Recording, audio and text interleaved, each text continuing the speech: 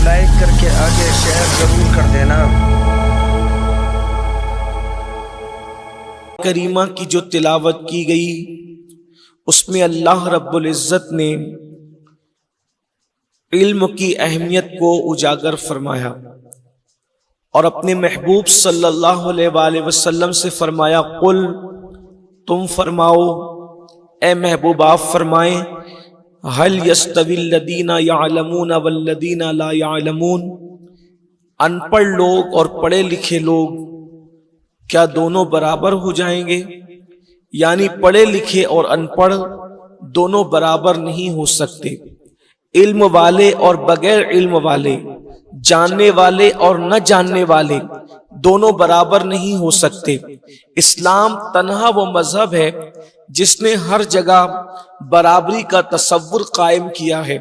بادشاہ کے برابر غلاموں کو لا کر کے کھڑا کیا، امیروں کے کاندھے سے کاندھا ملا کر غریبوں کو لا کے کھڑا کیا، اور وہ عالمی منشور جو خطبہ حجۃ الوداع کے موقع پر دیا گیا تھا اس میں تو یہی بات کہی گئی تھی کہ کسی کالے کو کسی گورے پر کالا ہونے کی وجہ سے کوئی فضیلت نہیں، کسی گورے کو کسی کالے پر گورا ہونے کی وجہ سے کوئی فضیلت نہیں، کسی عربی کو صرف عربی ہونے کی وجہ سے کسی اجمی پر کوئی فضیلت نہیں، کسی اعجمی کو کسی عربی پر اجمی ہونے کی وجہ سے کوئی فضیلت نہیں۔ اندازہ فرمائیں، انسان اسلام تو مساوات کا مذہب ہے، اسلام تو برابری کا مذہب ہے، کالے اور گورے کا فرق مٹاتا ہے، برادریوں کا فرق مٹاتا ہے۔ اعلان کیا کلکم من آدم و آدم من تراب، تم سب آدم سے ہو اور آدم کو مٹی سے پیدا کیا گیا۔ اللہ اکبر۔ اندازہ فرمائیں، ہر جگہ برابری کی بات کرنے والا اسلام جب علم کی بات کرتا ہے تو اعلان کروایا جاتا ہے کہ علم والے اور بغیر علم والے، پڑھے لکھے اور ان پڑھ لوگ، جاننے والے اور نہ جاننے والے دونوں برابر نہیں ہو سکتے۔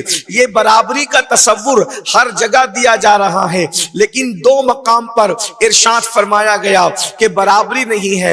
ایک تو علم کا مقام ہے اور دوسری جگہ فرمایا اللہ اکبر لا یستوی اصحاب النار واصحاب الجنہ، کہ جنت والے اور جہنم والے برابر نہیں ہو سکتے۔ اس سے پتا چلا جسے علم نافع مل گیا اللہ رب العزت نے اس کے لیے جنت کا رستہ آسان کر دیا۔ اے خاتون جنت رضی اللہ تعالی عنہا کی کنیزوں، آج علم، وہ علم جو انسان کو بلند کرتا ہے، وہ علم جو انسان کو اللہ کی معرفت عطا کرتا ہے، وہ علم جو ایک انسان کو انسان بناتا ہے، وہ علم جو انسان کو شعور زندگی عطا کرتا ہے، وہ علم جو انسان کو ناز بندگی عطا کرتا ہے، وہ علم جو انسان کو یقین کامل عطا کرتا ہے، وہ علم جو انسان کو حق الیقین کی منزل عطا کرتا ہے، وہ علم جو جینے کا سلیقہ سکھاتا ہے، وہ علم جو عبادت کا طریقہ سکھاتا ہے، وہ علم جو ایک دوسرے کے حقوق کی ادائیگی کی بات کرتا ہے، آج اس علم سے امت مسلمہ ناواقف ہے۔ اللہ اکبر۔ ہر گھر جہنم قدا بنا ہوا ہے۔ ایک ماں کو شکایت ہے میرا بیٹا میرا کہنا نہیں مانتا، ایک ماں کو شکایت ہے میری بیٹی میرا کہنا نہیں مانتی، ایک بیٹی کو شکایت ہے ابا وہ پیار نہیں دیتے جو ایک باپ کو دینا چاہیے۔ اللہ اکبر۔ ہر بیٹی کو شکایت ہے ماں سے وہ لطف و بری باتیں نہیں ملتی جو ایک ماں کا حق ہے۔ اندازہ فرمائیں، شوہر بیوی کی شکایت کر رہا ہے، بیوی شوہر کی شکایت کر رہی ہے، والدین بچوں کی شکایت کر رہے ہیں، بچے ماں باپ کی شکایت کر رہے ہیں۔ یاد رکھنا، گھر گھر جہنم قدا اس لیے بنا ہے، نفرتوں کی آگ اس لیے ہے، حق تلفیاں اس لیے ہو رہی ہے، حقوق اس لیے پامال ہو رہے ہیں کہ آج ہمارے پاس وہ علم نہیں ہے جسے علم دین کہتے ہیں۔ اللہ کی عزت کی قسم، اگر ایک ماں کے پاس علم ہوگا کہ بیٹی کا حق کیا ہے تو ماں اپنی بیٹی کو بوجھ سمجھ کر جھڑکیاں نہیں دے گی۔ ایک ماں بیٹوں کو آگے کر کے بیٹی کا حق کچلتی نظر نہیں آئے گی، بلکہ جب اس کے پاس علم قرآن اور علم حدیث کی سوغات ہوگی تو ایک ماں اپنی بیٹی کو اسی طرح پیار دے گی جیسے سیدہ خدیجہ الکبریٰ سیدہ فاطمہ الزہرا کو پیار دیتی نظر آتی تھی. دراصل یہ محبتوں کا ماحول کیوں ختم ہوا؟ اس لیے کہ پتہ ہی نہیں ہے، علم دین نہیں ہے، علم قرآن نہیں ہے، علم حدیث نہیں ہے. اللہ اکبر.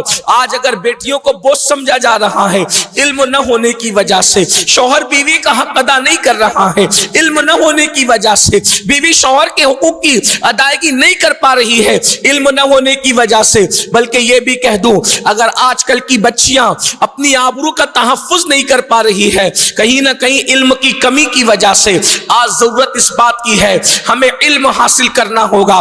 اور ہم تو دنیاوی علم حاصل کر ہی رہے ہیں اور وہ کرنا بھی چاہیے، ہمیں اس کا انکار بھی نہیں ہے. ڈاکٹر بنو، ٹیچر بنو، انجینئر بنو، لائر بنو، جو بننا ہے تمہیں بنو، لیکن سب سے پہلے علم دین حاصل کرو. اس لیے کہ دنیا کے علم کی ساری ڈگریاں مرنے کے بعد گھروں کے اندر سجی کے سجی رہ جائے گی. اگر کوئی ڈگری قبر میں کام آئے گی تو وہ ایمان اور اسلام کی ڈگری ہے. اس لیے میں اپنی بہنوں سے کہنا چاہتا ہوں، خاص طور پر جو مائیں ہیں ان سے کہنا چاہتا ہوں کہ جامعۃ المصطفیٰ للبنات کا جو قیام عمل میں آ رہا ہے، آپ اپنی بچیوں کا ایڈمیشن کروائیں، اسکول کے ساتھ ان کو مدرسے میں بھی بھیجیں تاکہ ان کو پتا چلے ایک عورت کی ذمہ داری کیا ہوتی ہے، ایک بچی کی ذمہ داری کیا ہوتی ہے، ایک خاتون کی ذمہ داری کیا ہوتی ہے. یہاں مرد ہوتے تو ان کے بارے میں بھی گفتگو ہوتی، لیکن خاص یہ محفل ہمارے علامہ شرف الدین صاحب نے خواتین کے لیے رکھی ہے، اس لیے میں آج آپ ہی کے متعلق کچھ گفتگو کروں. اے خاتون جنت رضی اللہ تعالیٰ عنہ کی کنیزوں، اگر تم ماں ہو اپنی بچیوں کو علم دین پڑھاؤ تاکہ وہ کم سے کم اتنا پڑھ لے، اسلامی عقائد جتنا جاننا ضروری ہے اتنا پڑھ لے.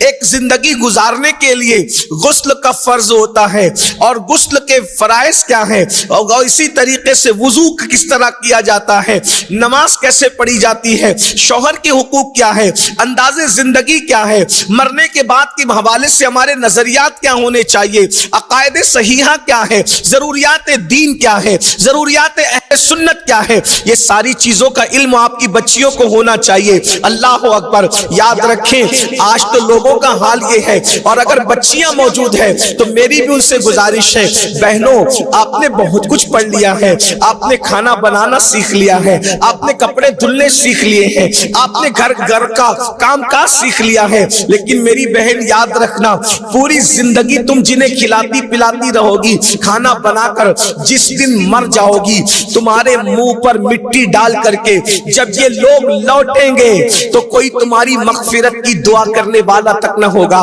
یہ خود غرض دنیا ہے. اس خود غرض دنیا کے اندر میں یہ نہیں کہتا کہ آپ خدمت نہ کرو، یقیناً کھانا پکاتی رہو، کھلاتی رہو، لیکن کھانا بنانے کا ہنر سیکھنے والیوں کم سے کم دین کا بھی تو کچھ علم حاصل کر لو، مذہب کا بھی تو کچھ علم حاصل کر لو، اپنی آخرت کی بھی تو کچھ تیاری کر لو.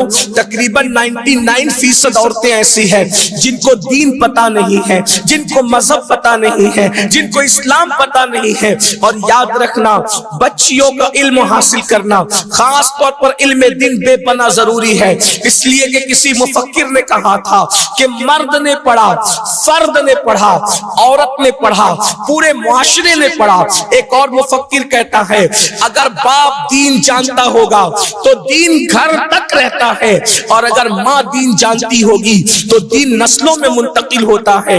اس لیے ماؤں کے اندر علم دین ہونا ضروری ہے.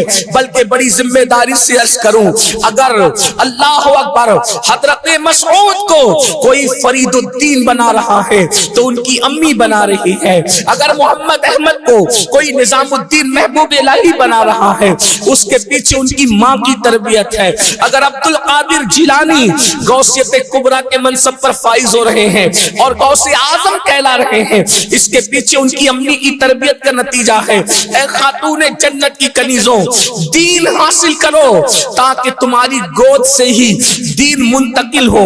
ایک ماں اپنے بچے کو صرف دودھ نہیں پلاتی پلاتی بلکہ دودھ کے ساتھ ساتھ اپنے سینے کے جذبات بھی پلاتی ہے، اپنے احساسات بھی پلاتی ہے، اپنی غیرت بھی پلاتی ہے۔ اسی لیے تو ہمارے بزرگوں نے ڈبوں کے دودھ کو یکسر مشترک کیا ہے۔